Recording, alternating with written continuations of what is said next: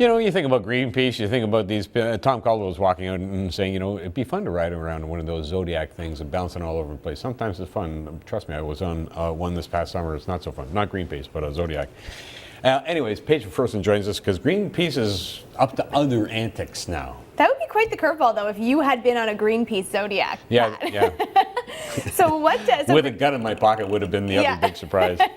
So Greenpeace is definitely in some hot water now, really in Peru, because what has happened is ahead of UN climate talks that were happening in Lima, Peru, Greenpeace did one of their large stunts. So it's an organization known for these large stunts, banners over bridges or on skyscrapers, stuff that you can see from the sky or from the ground. They trespass really onto a UN World Heritage Site called Nazca.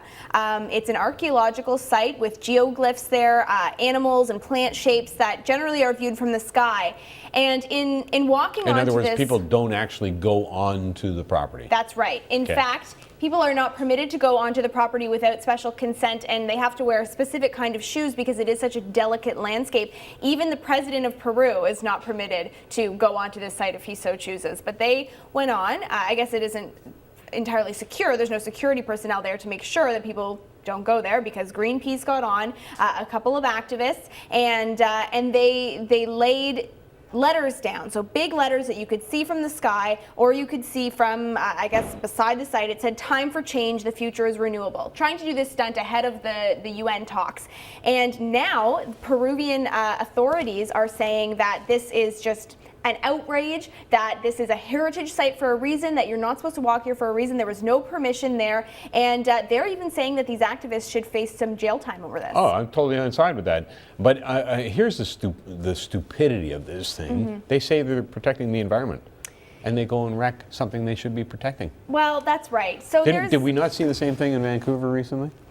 Right, with protesters, you know, leaving the sites very dirty. Yeah. There's times when that happens, for sure. Environmental protesters going forward and definitely doing damage to the environment. And I think what's particularly controversial about Greenpeace, whenever they seem embroiled in scandal, it seems that they are sort of abandoning their humanitarian roots. So as their former founder, Dr. Patrick Moore, who is now an opponent of Greenpeace, he put it well, I think, when he said that they've kept the green, but they took out the peace. The peace was supposed to be about humanitarian, protecting humanity, protecting people and their livelihoods, and the green is about the environment. Well, Greenpeace seems to take it too far and sort of, in this case, it is actually damage to that environment, to that site, but also not respecting the cultural heritage of Peruvians and what they consider to be a very, very important site. Obviously, the research was not done here.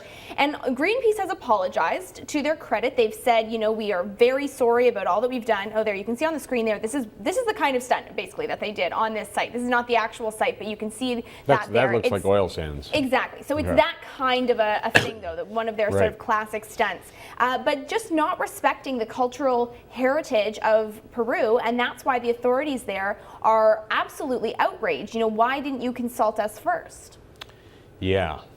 Do you think the message was resonated with the people in Lima, Peru?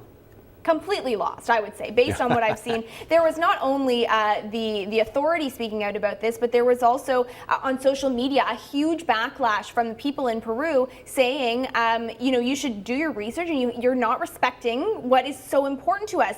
Now, Greenpeace posted on their Facebook page, and they said that actually no damage was done and there was no trace of us left behind. That's their assessment, but they're, of course, the culprits. That's right. You don't ask a thief if he's stolen anything. Oh, not me. That's true. It wasn't me. And in this case, that's very true, because Peruvian authorities have said, and archaeologists there have said, that this has actually done a lot of damage. It's actually the footprints of them going onto the site that has left the actual damage. There's not rain or anything that washes the sand away. Yeah, so the footprints stay there for thousands of years. Yeah, and Peruvian authorities have said that they could last for hundreds of thousands of years. Really? So this is damage that has really been done. Now, the geoglyphs that are in the site now have been there for, they estimate made around What's a 2,000 geoglyph? years. Do we know what a geoglyph They're is? basically like the same as hieroglyphs that you see Oh, in right, okay. ancient walls written. So in this case, they're large shapes of plants and animals. It's a hummingbird shaped structure that they actually did damage to, but they're shapes of plants and animals that have been there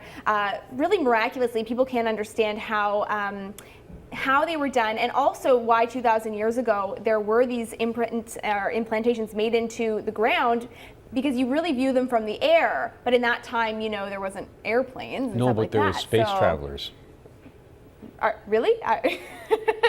Really? There must have been. 2,000 years ago? Well, I mean, that's the sort of the question behind it. It's sort of one of those very mysterious things that they don't really know why they were put there, but it's one of those ancient facts that's just so interesting, and that's why the damage done here is so, I guess, offensive to Peruvians. There's a song, popular song that was out many years ago that talked about the spacecraft that came traveling, and that was really the star over Christmas. So I think 2,000 years ago they probably had them. Well, that's fascinating. travelers. So maybe that's why. But now, when you're going to be viewing these from the air, as There's gonna Peruvian be tourists Greenpeace do, footprints all there's over going it. to be footprints there. Paige, thanks so much. Thank you.